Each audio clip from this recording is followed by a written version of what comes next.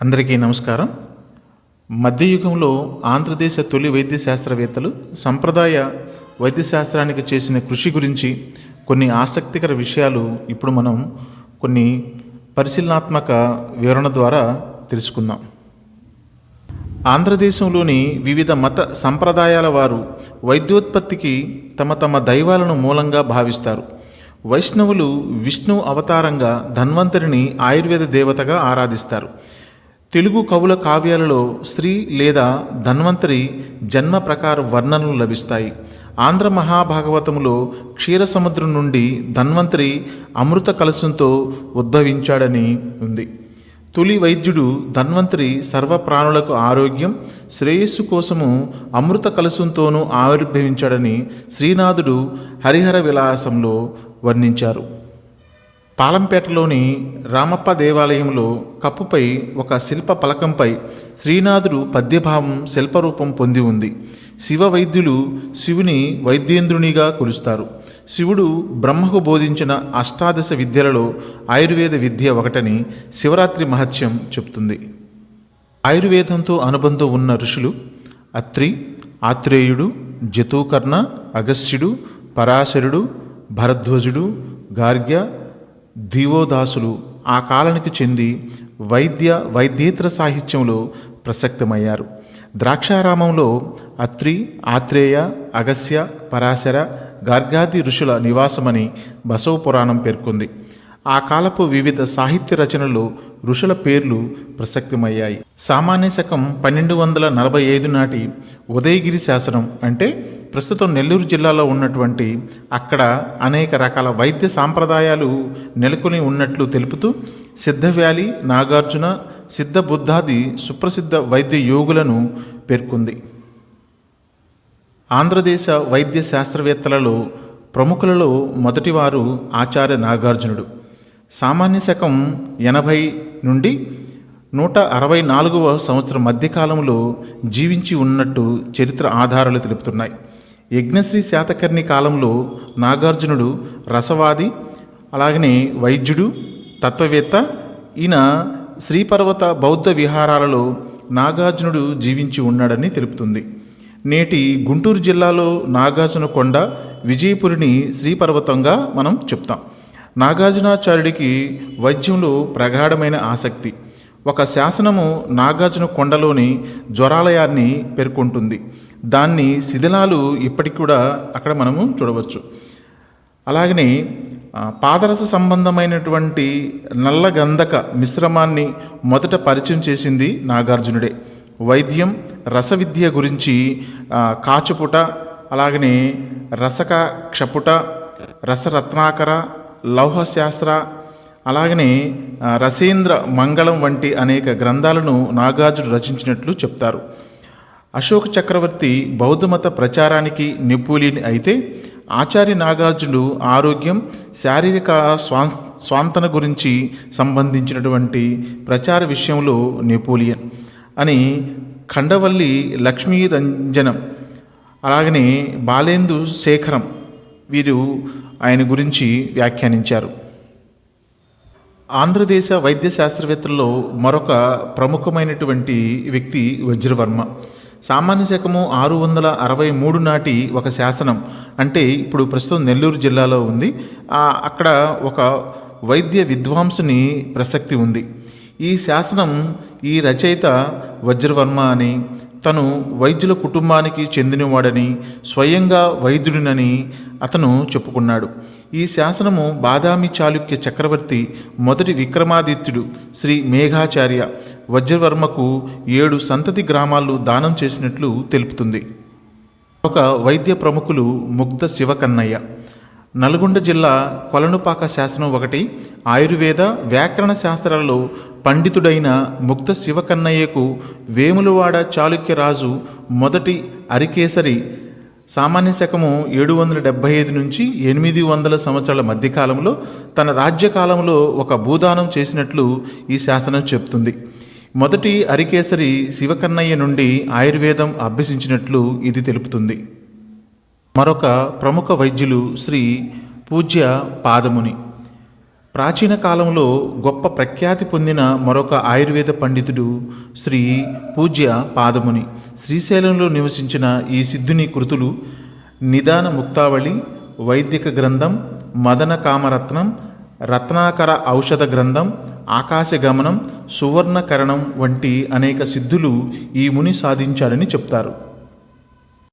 మరొక వైద్య ప్రముఖులు శ్రీ ఉగ్రదాదిత్యాచార్యులు.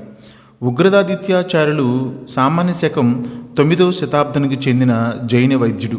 విజయనగరం జిల్లా రామగిరి నివాసి. కళ్యాణకారకమనే వైద్యశాస్త్ర గ్రంథాన్ని రచించారు. శ్రీ నంది శిష్యుడైన ఉగ్రదాదిత్యాచార్యులు రాష్ట్రకూట రాజు మొదటి అమోఘవర్షునికి, వెంగిరాజు 4వ విష్ణువర్ధునికి సమకాలికుడు. వైద్యశాస్త్రం 2 భాగాలని, 1 రోగ నిరోధమని, 2 చికిత్స అన్న వాక్యంతో మొదలవుతుందని, కళ్యాణకారకం పాదరసంతోనూ అనేక ఇతర లోహ మిశ్రాలతోనూ చికిత్స చేసే అనేక నూతన విధానాలను ఉగ్రదాదిత్యాచార్యులు కనుగొన్నాడని చెప్తారు. చికిత్స పేరిట జంతుబలి అతడు ఖండించాడు. చికిత్సలో ఇవి కొంత ఉపయోగకరమైనప్పటికీ తప్పనిసరి కాదని, అంతకంటే శక్తివంతమైన మూలికలెన్నో ఉన్నాయని వాదించి నిరూపించారు. ఇతను జైన వైద్యుడైనప్పటికీ, జైన సాంప్రదాయానికి అధిక ప్రాధాన్యతనిచ్చినప్పటికీ, జైనేతరమైనటువంటి శాంతి, హోమం వంటి ఇతర విధులను కూడా రోగ విముక్తికి నిర్దేశించారు. ఆంధ్రదేశ వైద్య శాస్త్రవేత్తలలో ప్రముఖులు శ్రీ రేవణ సిద్ధుడు. వీరశైవ వైద్య విధానాన్ని ప్రచారం చేసిన 5గురు ఆచార్యులలో రేవణ సిద్ధుడు ఒకరు. ఇతను కొల్లిపాకలో ఒక మఠాన్ని స్థాపించారని, రససిద్ధ సాంప్రదాయంలో పండితుడైన రేవణ వీరభట్టీయమైన వైద్యశాస్త్ర రచన చేశారని అంటారు. కానీ ఇది సందేహాస్పదం. కొల్లిపాక మఠం తర్వాత కర్ణాటకలోని బాలినెల్లికి మారింది. ఒక ఆంధ్రదేశ ప్రముఖ వైద్యులు శ్రీ అంగలయ్య. సామాన్య శకం 1034 నాటి సైదాపుర శాసనం అంగలయ్య గురించి పేర్కొంది. అంగలయ్య శ్రద్ధుడైనటువంటి జైనుడు, తోటి మానవుల ఆరోగ్యానికి అంకితమైనవాడు, శస్త్రచికిత్సలో నిపుణుడు. రాజ్యంలో అసాధ్యమైన రోగం ఏదైనా సరే నయమైనదంటే అది అంగలయ్య నేర్పవల్లే అని చెప్తారు. ఉమాతంత్ర, సంగ్రహ, పరిచ్ఛేద విధానాలలో అతను నిపుణుడిని ప్రశంసించారు. ఆంధ్రదేశంలో మరొక వైద్య పితామహులైనటువంటి గుండదేవుడు, త్రివిక్రముడు. సామాన్య శకం 12వ శతాబ్దానికి చెందిన కేబీ మ్యూజియం శాసనం చాలా విలువైంది. ఇది ఒక ప్రసిద్ధ జైన వైద్య కుటుంబానికి సంబంధించినటువంటి వారి గురించి పేర్కొంది. ఇందులో పేర్కొన్న తొలి వైద్యులు గుండదేవుడు, త్రివిక్రముడు. త్రివిక్రముడు రసవిద్యలో భరతునిగా, ఆయుర్వేదంలో ధన్వంతరిగా, హస్తాశ్వంలో వత్సరాజుగా, ఖడ్గవిద్యలో మాద్రేయునిగా కీర్తించబడ్డాడు. ఈ వర్ణన వల్ల త్రివిక్రముడు పండితుడు మాత్రమే కాదని యోధుడని కూడా పేర్కొంది. ఇతని యొక్క కుమారుడైనటువంటి మేడను వైద్యశాస్త్రంలో ముఖ్యంగా పరహిత విధిలో పండితునిగా వర్ణించారు. మరొక కుమారుడైన మర్దనాచార్యుడు, అలాగనే ఈయన దుఃఖితుల, అనాథుల, బ్రాహ్మణుల బాధలను తొలగించిన వాడుగా మర్దనార్యుడిని కీర్తించబడ్డారు. దేశ ప్రముఖ ప్రాచీన వైద్యులలో ప్రముఖులు శ్రీ బహతాచార్యుడు. మధ్యయుగాంధ్ర పండిత వైద్యులలో బహతాచార్యులు అత్యంత సాటిలేనివారు, అత్యంత ప్రసిద్ధుడు. ఇతడు అష్టాంగ నిఘంటు అనే వైద్య నిఘంటువును, బహతా గ్రంథం అనే చికిత్స గ్రంథాన్ని రచించారు. ఈ ప్రాంతపు అనేక మంది పండిత వైద్యులు వైద్యతంత్రంతో పాటు బహతాచార్యుని బహతా గ్రంథాన్ని అధ్యయనం చేసినట్లు తమ గ్రంథాలలో చెప్పుకున్నారు. ఈ రచనల్లో సాంప్రదాయక శాస్త్రీయ సిద్ధాంతం త్రిశోధంతో పాటు అతను తన కాలానికి సంబంధించిన నూతన ఆవిష్కరణలను బహతాచార్యులు వివరించారు. బహుశా ఇవి అతను కనుగొన్నవే అయి ఉండవచ్చు. అష్టస్థాన పరీక్ష, మరెన్నో నూతన రస ఔషధాలు మొదలైనవి అతను వివరించారు. నాడీ పరీక్షలలో నాడిని స్త్రీలలో ఎడమవైపు, పురుషులలో కుడివైపు పరీక్షించాలని అతను చెప్పాడు. స్త్రీ పురుష రోగుల రోగ నిదాన విధానాలు సంబంధించిన అనేక ప్రశ్నలకు అవకాశం ఇస్తుంది. మధ్యయుగాంధ్ర దేశ పండిత కృతుల అనేకము ఈ గ్రంథము పేర్కొంటున్నాయి. ఈ నూతన ఆవిష్కరణలు, అభివృద్ధుల కారణంగానే వైద్యశాస్త్రానికి బహతా శాస్త్రం అనే పేరు వచ్చి ఉండవచ్చు. ఆంధ్రభోజుడు. చారుచర్య రచించిన భోజరాజును సామాన్య శకం 1035 ప్రాంతంలో దారానగరాన్ని పాలించిన భోజరాజుగా పొరపడ్డారు.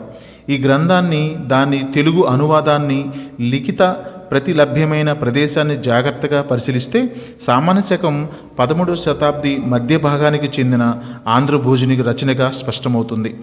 పరిశుభ్రత, భోజనం, ఆరోగ్యంగా జీవించడానికి అనుసరించవలసిన నైతిక నియమాలు, ఇతర అలవాట్లు వంటి దినచర్యకు సంబంధించిన వివిధ అంశాలను చారుచర్య వర్ణిస్తుంది.